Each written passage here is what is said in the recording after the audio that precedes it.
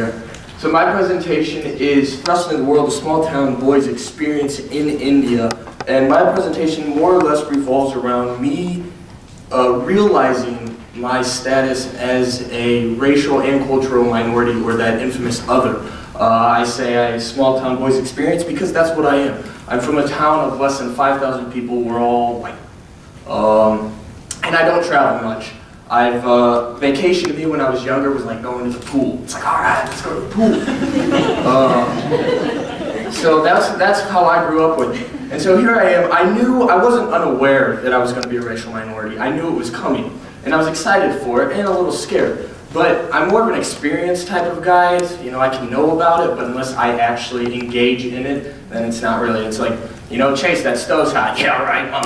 So that's my life.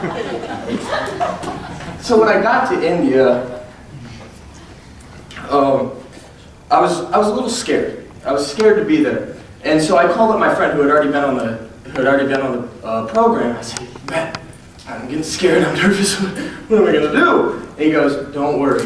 Be Indian. When you're there, do everything as the Indians do. You'll be fine. You'll fit in." So okay, I can do that. I can experience life as an Indian. When I go to the restroom, I'm going to wash my butt with water, because that's what the Indians do. When I eat, I'm going to eat with my hands, because that's what the Indians do. Hopefully they wash, because I don't want to do that. I don't want to do both of those. So I did it. I wore traditional garb. I got into all the festivals I could. I was excited. I was ready to go, and I did it without thinking. I was experiencing everything I could get my hands on.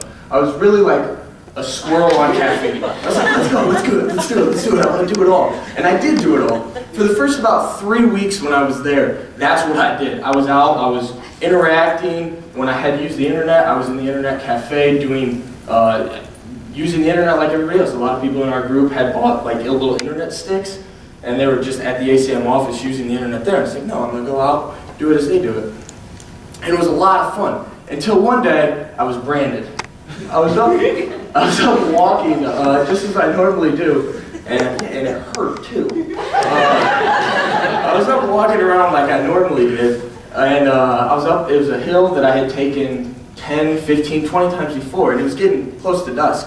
And all of a sudden, a middle-aged Indian man with a large burly dog stops me and says, "Get to the road as fast as you can." I'm like, what happened?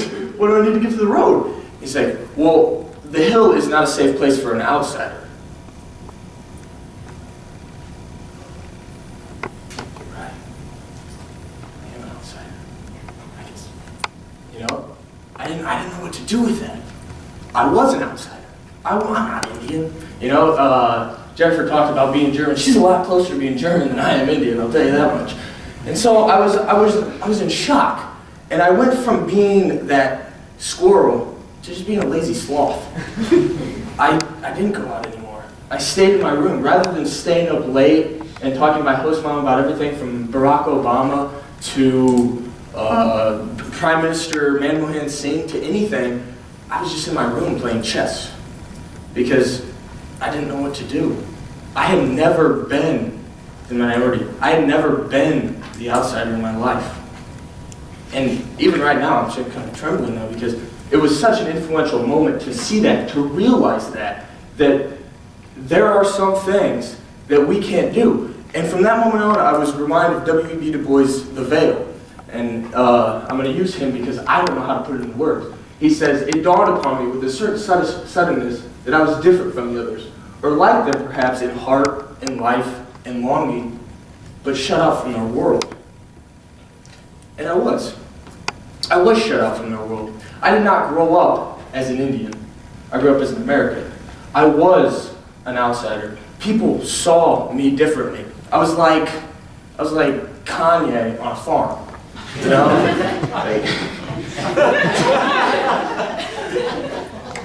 It didn't work.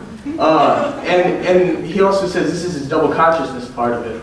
He must not judge himself based upon his own opinions, but also consider the stigmas that others force upon him. And I had that stigma. As a white person, I was automatically richer. As a white person, I was automatically more privileged than my counterparts in India. One of the most humbling experiences I had over there, we were on a tourist tourist place to these awesome, amazing caves. Jonathan and Laura, look them up, they're beautiful. And afterwards, I met up with a hawker named John. And he's trying to sell me his stuff, and I was giddy. It was a fun day. I was being a tourist, and he's like, "Here, buy my stuff." I was like, "John, I can't. I don't have any money." And I didn't bring money with me. I was like, "I don't have any money, John." He's like, "Come on, give me your watch. Let's go. We can make a deal." I'm like, well.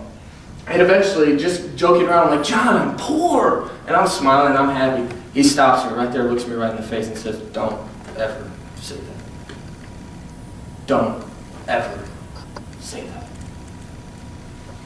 And that just makes you feel like dirt. Because he's right. Here's a guy, I talked to him afterwards. This was a man who walked 3 or 4 kilometers every day with his goods on his back so that he could make a living. And here I was, just a student in India learning, because I was able to be a student in India learning. Very, very influential time. And so I started to have a growing recognition.